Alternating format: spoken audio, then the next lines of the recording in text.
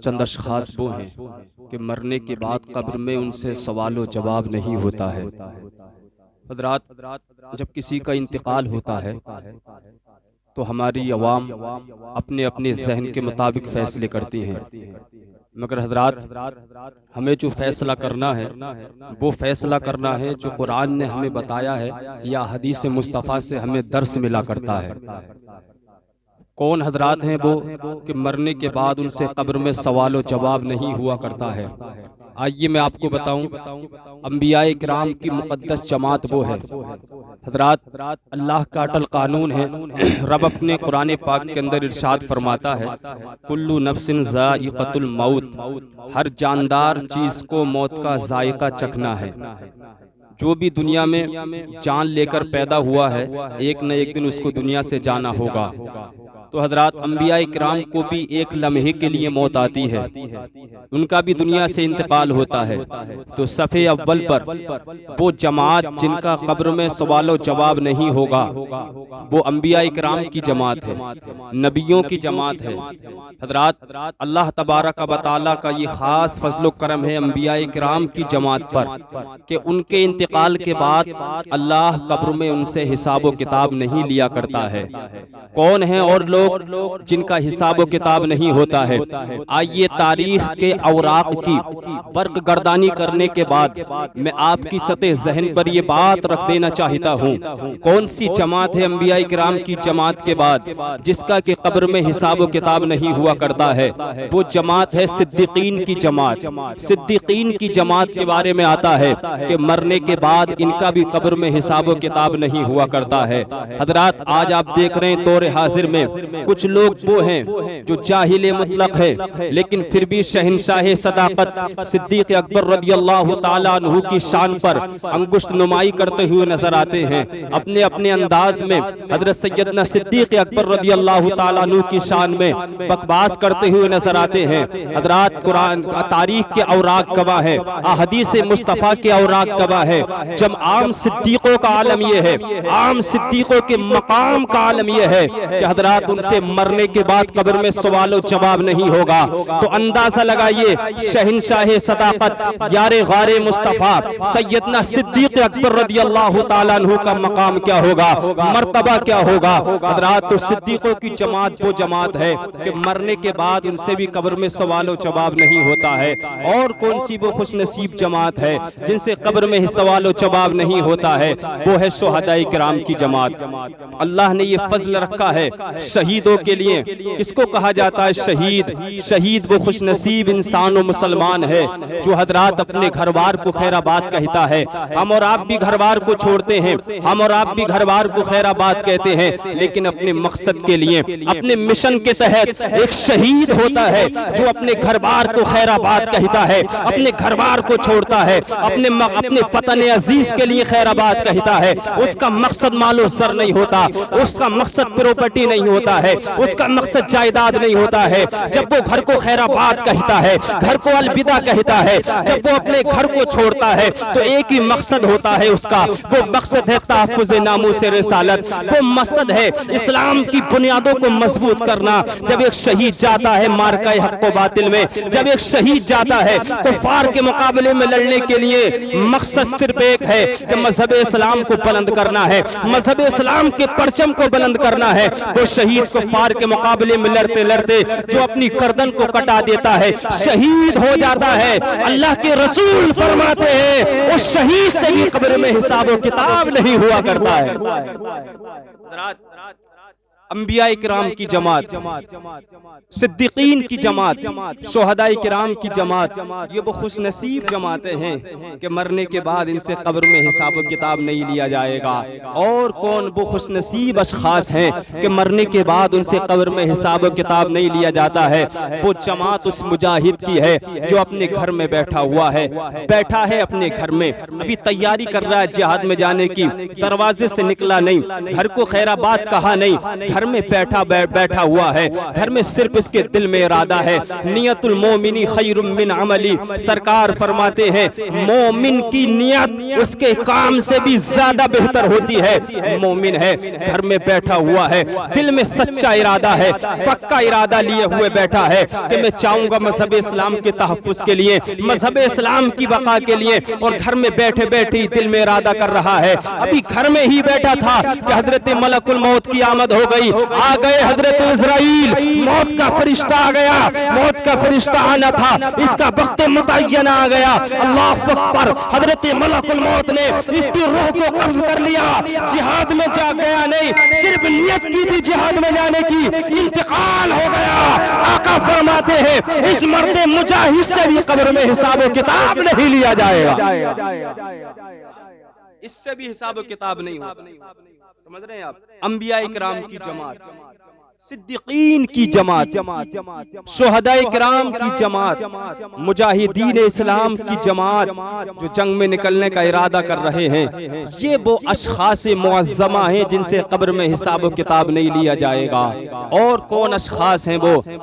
ताउन की बीमारी में मरने वाला, एक पबा मुहलिक बीमारी जिसे कहा जाता है ताउन की बीमारी, अगर कोई उस बीमारी में हलाक हो जाए, उस बीमारी में दुनिया को खैराबाद कह दे, दुनिया को अलविदा कह दे, वो शख्स भी जो ताउन की बीमारी में दुनिया से इंतकाल करता है, नबी फरमाते हैं कब्र में उससे भी हिसाब किताब नहीं लिया जाएगा, कब्र में उससे भी कोई सवाल जवाब नहीं होंगे। ताउन की बीमारी में मरने वाला और जो दीगर मरज में भी मुब्तला हो, लंबे अरसे तक, लंबे जमाने तक किसी भी मरज में मुब्तला रहा, लंबे अरसे तक मुब्तला रहा, लंबे जमाने तक मरज में मुब्तला रहा, अल्लाह अकबर। लेकिन मेरे भाई मरज में था, उसके लिए मोहलिक मरज था, मरज से फिसाल में था, चारपाई से उठ न सकता था, एक जमाना तवील तक बिस्तर अलालत पर लेटा रहा, एक जमाना तवील गुजर गया, अरसाए दराज गुजर गया, लेकिन जबान से न शुक्री के अल्फाज नहीं बोले,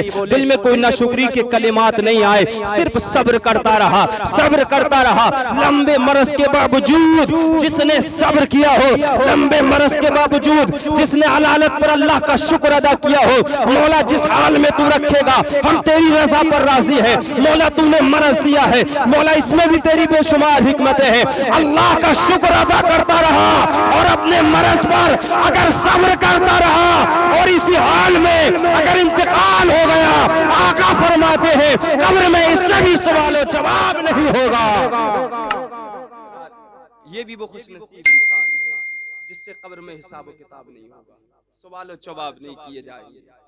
मेरे भाई, खुदा न करे कोई मुसलमान बीमार हो, कोई मोहलिक मरज में मुब्तला हो, लेकिन अगर वक्ती तौर पर कोई मरज लाहिक हो जाए तो खुदा के लिए जबान पर न शुक्री के कलिमात न लाइएगा, खुदा के लिए अल्लाह की न शुक्री न कीजिएगा, बल्कि अगर कोई वक्ती तौर पर मोमिन के लिए परेशानी है तो उसका शेवा ये है, उसका मिशन ये होता है, तरीक़े कार ये होता है कि उसको सब्र करना चाहिए। जब वो सब्र करेगा ना तो इसके दो फायदे हैं मेरे भाई। अगर अल्लाह ताला सब्र करने वालों को बहुत पसंद फरमाता है मेरा रब। अल्लाह का कुरान कहता है, रब खुद फरमाता है, या अय्युहल्लज़ीना आमनुस्तईनु बिस्सब्रि वस्सलाह, ऐ ईमान वालो सब्र और नमाज से मदद तलब करो। रब ने सब्र का जिक्र फरमाया, सब्र को मुकद्दम रखा मेरे रब ने, कि अगर मदद तलब करनी है तो सब्र से मदद तलब करो, मदद तलब करनी है तो नमाज से मदद तलब करो। रब फरमाता इन्नल्लाहा मअस्साबिरीन, बेशक अल्लाह तबारक व तआला सब्र करने वालों के साथ है। तो फायदे होंगे, अगर किसी भी परेशानी में, किसी भी आजमाइश के वक्त अगर आपने सब्र कर लिया और जबान पर अगर आपके शुक्र के कलिमात आ गए, अल्लाह का शुक्र अदा कर दिया और रब की रहमत को जोश आ गया, या तो रब उस शुक्र के कलिमात के सदक़े में, या तो रब उन सब्र करने के, उस सब्र करने के सदक़े में या तो शिफाए कामिला अता फरमा देगा, या मुसलमान को ईमान पर मौत अता फरमा देगा, या तो शिफा मिल जाएगी मेरे भाई। बोले जरा, बोले सब लोग मचल कर सुभान अल्लाह। या तो शिफाए कामिला अल्लाह अता फरमा देगा, या ईमान पर मौत अल्लाह अता फरमा देगा। और मुसलमान के दोनों ही हाथों में लड्डू है, अगर शिफा मिल जाए तो खुश नसीब, और अगर ईमान पर इंतकाल हो जाए तो बेड़ा पार। कब्र में भी बेड़ा पार, मैदान महशर में भी बेड़ा पार, कब्र में भी इंशाअल्लाह मुस्तफा के सदक़े में सारी मनाजिल आसान हो जाएंगी आखिरत की। तो सब्र कीजिएगा, कोई भी बीमारी हो सब्र कीजिएगा। मैं ख़वातीन से गुजारिश कर रहा हूँ, मेरी माँ और बहनें इस बात में बड़ी आगे है कि वो नाशुक्री के कलिमात थोड़ी सी बात पर ही अल्लाह की नाशुक्री करती हुई नजर आती है। बड़े बड़े भोंडे जुमले उनकी जबानों से निकलते हुए नजर आते हैं। ख़वातीन इस्लाम जबान दराजी से बाज आइएगा। अगर जुमले निकालने हैं जबान से तो वो जुमले निकालिएगा जो अल्लाह उसके रसूल ने हमें तरीका बताया है, जो अल्लाह उसके रसूल के फरामीन के मुताबिक है। अगर जबान को खोलना है तो या तो मुस्तफा पर दुरूद पढ़िएगा, जबान को खोलना है या तो कुरान की तिलावत कीजिएगा, जबान को खोलना है या तो नाज़ मुस्तफा पढ़िएगा और आला हजरत की जबान में कहिएगा, सरवर कहूँ के मालिको मौला कहूँ तुझे, बागे खलील का गुले सेबा कहूँ तुझे, अल्लाह हरे तेरे जिसमें मुनव्वर की ताबिशे, हैरान हूँ मेरे शाह मैं क्या क्या कहूँ तुझे। लेकिन रज़ा ने खत्मे सुखन इस पे कर दिया, लेकिन रज़ा ने खत्मे सुखन इस पे कर दिया, खालिक का बंदा खल्क का आका कहूँ तुझे। कलिमात निकालने हैं तो वो निकालिए रज़ा ने तालीम जो आला हजरत ने तरीक़ा कार बताया है। तो जो शख्स अपनी बीमारी पर सब्र करके अगर इंतकाल कर जाए कब्र में उससे भी सवालो जवाब नहीं होता है ना। आप देखें जैसे इंतकाल का वक्त किसी शख्स के आता है तो हमारे नौजवान बुजुर्ग ख़वातीन का मजमा आम लगा हुआ होता है, हम अपनी दुनिया की बातों में मशगूल होते हैं। उस वक्त में भी जबकि एक मोमिन भाई या मोमिना बहन की दुनिया से रुखसती है, इंतकाल होने वाला है, लेकिन हम और आप अपनी अपनी बातों में मशगूल हैं। हम और आप अपने बिजनेस की बातें कर रहे हैं, खेती बाड़ी की बातें कर रहे हैं। मेरे भाई खुदा के लिए दुरूद शरीफ पढ़िएगा।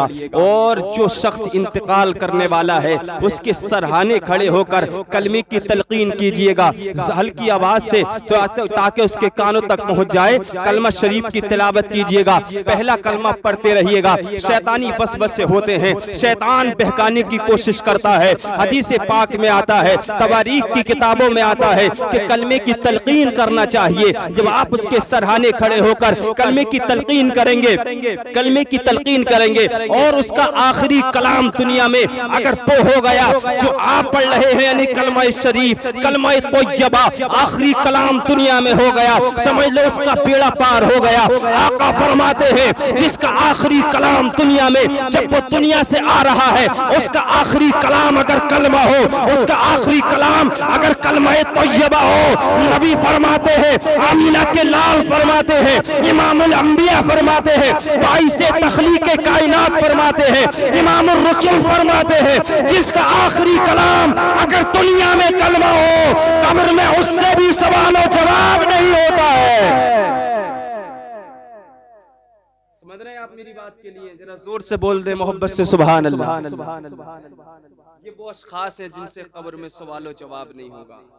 और याद कीजिए नबी ने फरमाया, आमीना के लाल ने फरमाया, अब्दुल्ला के लख्ते जिगर ने फरमाया, कब्र आखिरत की मनाजिल में पहली मंजिल है। जो इसमें पास हो गया आखिरत की सारी मंजिलों में वो आसानी के साथ पास हो जाएगा, और जो इसमें रह गया आखिरत की मनाजिल उसके लिए दुश्वार हो जाएंगी, सख्त हो जाएंगी। तो मेरे भाई खुदा के लिए आप अपने अपने जहनों से फैसले ना करें, बल्कि नबी की अहदीस को सुनकर फैसले करें। हम मुसलमान हैं, हम मुस्तफ़ा के गुलाम हैं, हम आमीना के लाल का कलमा पढ़ने वाले हैं, हम मजहब इस्लाम के मानने वाले हैं। हमें वो तरीक़ा कार इख्तियार करना है जो नबी ने हमें बताया है। हमें अगर ये फैसला करना है कि मरने के किसका खात्मा अच्छा हुआ है या नहीं हुआ है, तो अपने जहनों के मुताबिक न कीजिएगा, अपनी समझ के मुताबिक न कीजिएगा, अपने जहनों से अंदाजे न लगाइएगा, बल्कि अगर जरूरत पड़े ना तो नबी की हदीस उठाकर पढ़ लो।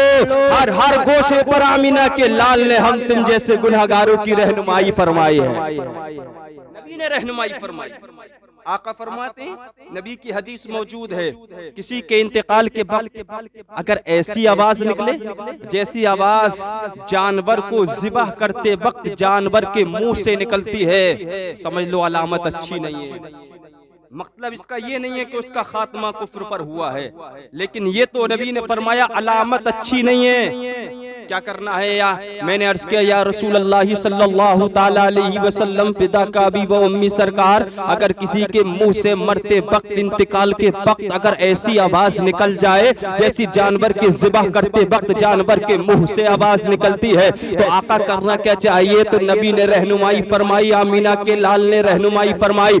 आका फरमाते अगर ऐसी आवाज निकल जाए, ऐसी आवाज जैसी जानवर के ज़िबह करते वक्त जानवर की मुंह से निकलती है, तो उसके लिए कसरत से मग़फ़िरत की दुआ करना चाहिए। नबी ने फरमाया कसरत के साथ मग़फ़िरत की बख्शिश की दुआ करो। अगर हम हदीस का अगला जुज उठाकर पढ़ते हैं, मैं मफ़हूम आपको सुनाऊं, जरा मोहब्बत से बोल दो सुभान अल्लाह। नबी ने फरमाया, आका फरमाते हैं अगर किसी के मरते वक्त इंतकाल के वक्त अगर उसकी पेशानी पर पसीना आ जाए, आका फरमाते हैं अलामत बहुत अच्छी है, समझ लो वो जन्नती है, जन्नती जिसकी पेशानी पर मरते वक्त पसीना आ गया।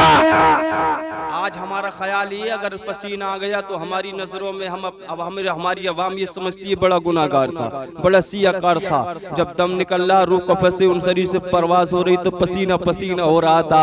मेरे भाई हमारी आपकी सोच है, आका ने फरमाया पेशानी पर पसीना आ गया, समझ लो वो पक्का जन्नती। जो नबी ने फरमा दिया, आका फरमाते पक्का जन्नती जिसकी पेशानी पर पसीना आ जाए।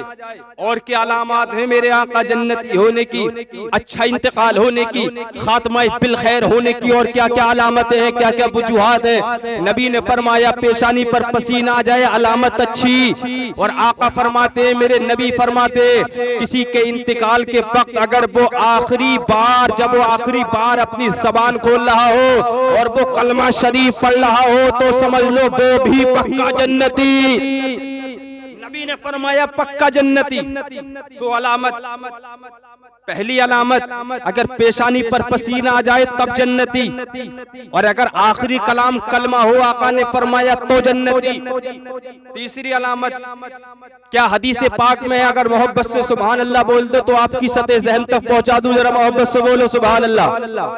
आपके ज़हनों के करीब कर रहा हूं। नबी की हदीस प्यारे मुस्तफा ने फरमाया, आमीना के लाल ने फरमाया अगर ये दो अलामतें पाई जाए तो पक्का जन्नती। तीसरी अलामत कौन सी है? नबी फरमाते, मेरे आका फरमाते अगर तुमको ये देखना है कि खात्मा बिल खैर हुआ या नहीं हुआ है, तो तुम ये देख लो जिस शख्स का इंतकाल हुआ है, जो शख्स दुनिया को अलविदा कह गया, दुनिया को खैराबाद कह गया, अगर मरने के बाद उसकी नाक के नथने अगर फूल जाए यानी चौड़े हो जाए, कुशादा हो जाए, तो नबी फरमाते वो शख्स भी पक्का जन्नती।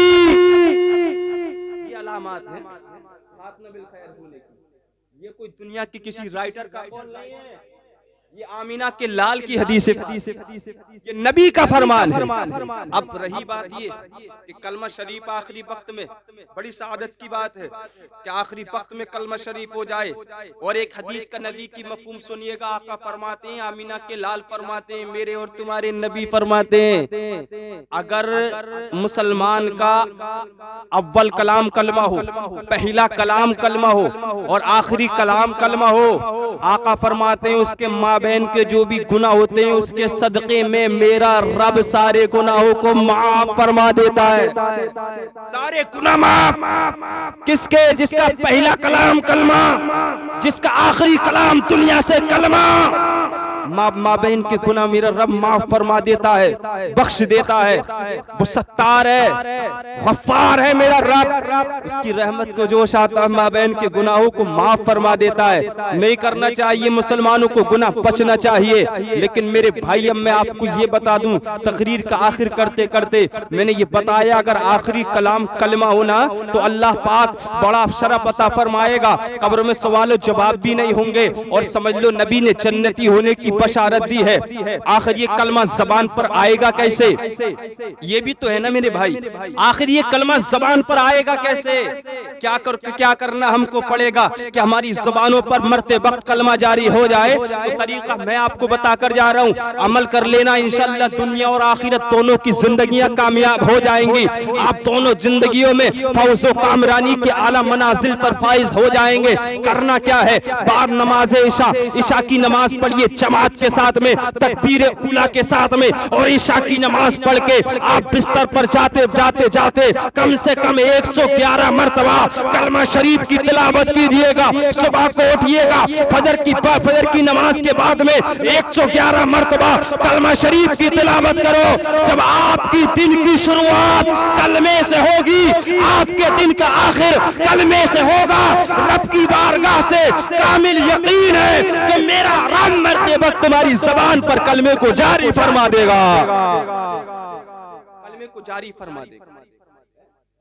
वो अशखास कौन से हैं जिनकी ज़बान पर मरते वक्त कलमा नहीं आता, वो भी सुन लीजिएगा। तस्वीर का दूसरा रुख है, एक शख्स, एक नौजवान आका की बारगाह, आका की हयात ज़ाहिरी जिंदगी में एक नौजवान का इंतकाल हो रहा था। नबी के प्यारे सहाबा, जानिसार सहाबा, मेरे आका के जानिसार सहाबा उसके सरहाने तशरीफ फरमा है। नौजवान के इंतकाल के वक्त नबी के सहाबा कलमे की तलकीन करते, नौजवान कलमा पढ़ ले, दुनिया से तेरा आखिरी वक्त है, तू कलमा शरीफ पढ़ ले, तेरा कब्र और हश्र का मामला सही हो जाएगा। नौजवान कोशिश करता है, बिस्तर अलालत पर लेटा हुआ है, लाख कोशिश करने के बावजूद उसकी ज़बान पर कलमा नहीं आता, लाख कोशिश करने के बावजूद उसकी ज़बान पर कलमा नहीं आता। बार बार कोशिश करता है लेकिन ज़बान से कलमा निकलता ही नहीं है। अल्लाह अकबर, नबी को खबर दी गई, तशरीफ लाए आमीना के लाल, अल्लाह के हबीब अब्दुल्लाह के लख्ते जिगर तशरीफ लाए। इरशाद फरमाया, नौजवान कलमा पढ़ ले, तेरा दुनिया से आखिरी वक्त है। नौजवान कोशिश करता है लेकिन ज़बान पर कलमा नहीं आता। अल्लाह अकबर, नबी ने इरशाद फरमाया कि इसकी वालिदा हयात है। कहा गया हाँ या रसूल अल्लाह हयात है। नबी ने फरमाया वालिदा को बुलाया जाए। उस नौजवान की वालिदा को बुलाया गया। जैसी वालिदा को बुलाया गया, वालिदा तशरीफ लाई। आका ने फरमाया, ऐ वालिदा क्या अपने बेटे को माफ कर दोगी? अल्लाह अकबर, है नौजवान की वालिदा क्या अपने बेटे को माफ कर दोगी, इसकी गलतियों को माफ कर दोगी? अल्लाह अकबर, वालिदा ने कहा ना ना, मैं माफ नहीं करूंगी। मेरे सरकार ने फरमाया, अगर मैं लकड़ी मंगवाऊं और लकड़ी मंगवाने के बाद में उसमें आग चलाने के बाद में अगर मैं तुम्हारे बेटे को, तुम्हारे लख्ते जिगर को उस आग के हवाले कर दूं तो क्या तुम अपने बेटे को माफ कर दोगी? मेरे भाई, माँ तो माँ होती है। माँ ने तड़प कर कहा, या रसूल अल्लाह, अगर आप ऐसा करेंगे तो मैं जरूर अपने बेटे को माफ कर दूंगी। अल्लाह अकबर, गौर से सुनिएगा। ऐ नौजवानों, माँ बाप की शान में गुस्ताखियां करने वालों, माँ बाप के सामने तेज आवाज में गुफ्तगू करने वालों, इधर माँ ने माफ किया, इधर नौजवान ने कलमा शरीफ को पढ़ना शुरू कर दिया। हजरात, पता चला माँ बाप के गुस्ताख की ज़बान पर कलमा नहीं आता। अगर माँ बाप की शान में गुस्ताखी करोगे, मरते वक्त कलमा नसीब नहीं होगा। अगर की भी है अब तक तो माँ बाप से माफी मांग लो। अल्लाह उस बंदे को कभी माफ नहीं करेगा जो माँ बाप का गुस्ताख होगा, ना मरते वक्त कलमा नसीब नहीं होगा। किनकी ज़बान पर कलमा आता है? जो कसरत के साथ कलमे की तिलावत करते हैं। किनकी ज़बान पर कलमा आता है मरते वक्त में? जो माँ बाप के फरमाबरदार होते हैं, औलिया की सोहबत इख्तियार करने वाले होते हैं, उलमा की कुर्बत में रहने वाले होते हैं। अल्लाह उन अशखास को मरते वक्त कलमा नसीब फरमा देता है। हम सोचते ही नहीं है, इतने मशगूल हैं हम दुनिया में, दुनिया के चंद सिक्कों के ऊपर इस कदर हम भाग रहे हैं, हमें कब्र का तसव्वुर ही नहीं है। मेरे भाई, जब बड़े हजरत मलकुल मौत की आमद होगी ना, तो एक लम्हे की भी इजाजत नहीं मिलेगी, एक लम्हे का भी वक्त नहीं मिलेगा। गनीमत है, कब्र की तैयारियां कीजिए। जरा तसव्वुर तो कीजिएगा मेरे भाई, ये जो हमारे अजीज व अकरीबा, ये हमारे रिश्तेदार, हमारे घर वाले है ना, जिस तब तक हमारी रूह का ताल्लुक हमारे जिस्म से है, हमारे लिए, हम इनके लिए बड़े अजीज हैं। जैसी रूह का ताल्लुक जिस्म से खत्म होता है ना, यही घर वाले कोशिश करते हैं, अजीज और अकरीबा कोशिश करते हैं जल्दी से नहलाया जाए, जल्दी कफन पहनाया जाए, जनाजे को सजाकर जल्दी से नमाज जनाजा को अदा करवाया जाए। क्या होता है? ऐलान करवा दिया जाता है, फला का इंतकाल हो गया। हो गया मस्जिद में ऐलान, आ गए महल्ले वाले, कुर्बो चबार रिश्तेदार सब आ गए, कुर्बो चबार के लोग, नमाज जनाजा को पढ़वाया गया। उसके बाद में मनो मिट्टी के नीचे ले जाकर कब्र में दफन कर दिया गया। न भाई साथ दे सकता है, न वहाँ कोई रिश्तेदार साथ दे सकता है, न कोई दोस्त साथ दे सकता है, वहाँ तुम्हारे आमाल साथ देंगे। मैं मजमे में से एक नौजवान से उठाकर कहूँ, ऐ नौजवान, तुझको 1 महीने तक एक बंद कमरे में रहना पड़ेगा। कमरे का दरवाजा बंद कर दिया जाएगा। कमरे में सिया फैल का इंतजाम नहीं, लाइट का इंतजाम नहीं, चराग का इंतजाम नहीं, किसी रोशनी का इंतजाम नहीं है। 1 महीने तक बंद कमरे में तुझे 1 महीना गुजारना होगा। नौजवान कहेगा, मौलाना पहले अपनी अक्ल का तवाजुन ठीक करो, बाद में तकरीर करना। कैसी बातें कर रहे हैं आप? एक नौजवान जिसकी तबीयत आजादी चाहती है और इंसान की तबीयत उजाला चाहती है, आप बंद कमरे में 1 महीने तक, वो भी अंधेरे में रहने की बातें कर रहे हैं। मैं कैसे रह सकता हूँ? मेरे भाई जरा आप सोचिएगा, ये तो 1 महीने की बात है, मुतअय्यन दिनों की बात है। कब्र का किसी को नहीं मालूम, क़यामत का किसी को इल्म नहीं, अल्लाह उसके रसूल के अलावा। पता नहीं क़यामत कब आएगी, 1000 साल बाद आएगी, 1 लाख साल बाद आएगी, या 1 करोड़ साल बाद आएगी, किसी को इल्म नहीं है। कब तक कब्र की काली कोठरी में रहना होगा? आप कहेंगे, मौलाना अगर हमें घर का कमरा रोशन करना हो तो हम बल्ब लगाते हैं, घर का कमरा रोशन करना हो तो हम सिया फैल लगाते हैं, घर का कमरा रोशन करना हो तो हम लाइट जलाते हैं। तो मैं कहूंगा, मेरे भाई, ये घर का कमरा है, अगर ये रोशन करना हो तो बल्ब लगाना होगा, और अगर कब्र को रोशन करना हो तो नबी की मोहब्बत का चिराग अपने दिलों में जला